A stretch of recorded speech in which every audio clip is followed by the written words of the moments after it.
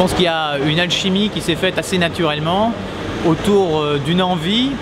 Et cette envie, c'est un projet pour Grenoble qui dépasse les étiquettes. Le contexte national, évidemment, je pense que montre que cet aspect, cette dynamique citoyenne et cette défiance vis-à-vis des élus politiques, je pense que seul le rassemblement est à même de les dépasser.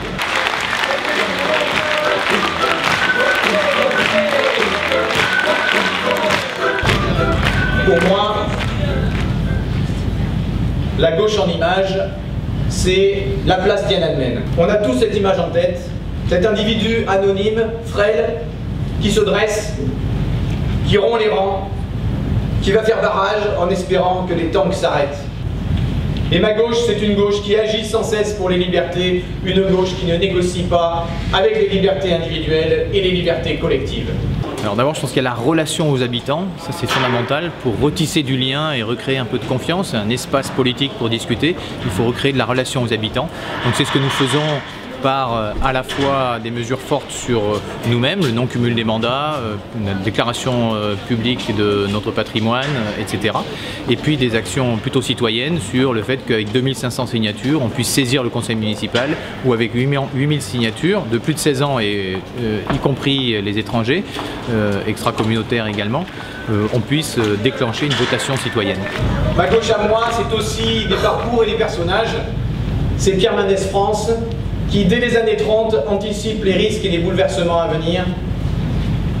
C'est Pierre Mendès France qui s'engage souvent contre les conservateurs de sa propre famille politique. Nous cherchons à protéger, à réparer avec les services publics locaux, des tarifications progressives des services publics, qu'ils soient l'eau en démarrant à 0, les transports en commun également en démarrant à la gratuité des transports en commun pour les 18-25 ans, une diversification aussi de l'image de Grenoble qui est aujourd'hui concentrée sur les hautes technologies. Les hautes technologies font partie de l'histoire de Grenoble, mais il y a bien d'autres richesses qui permettent d'épanouir et de diversifier la ville.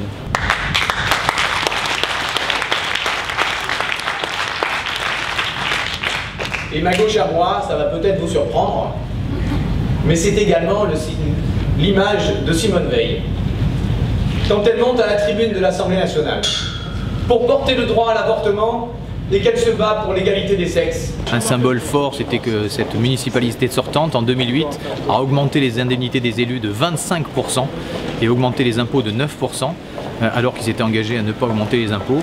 Donc nous baisserons les indemnités des élus. Nous avons fait un sacré pari, et ma foi, pour le moment, nous sommes en train de le réussir. Il y a là une dynamique qui s'est enclenchée, il y a une attente chaque jour à votre contact.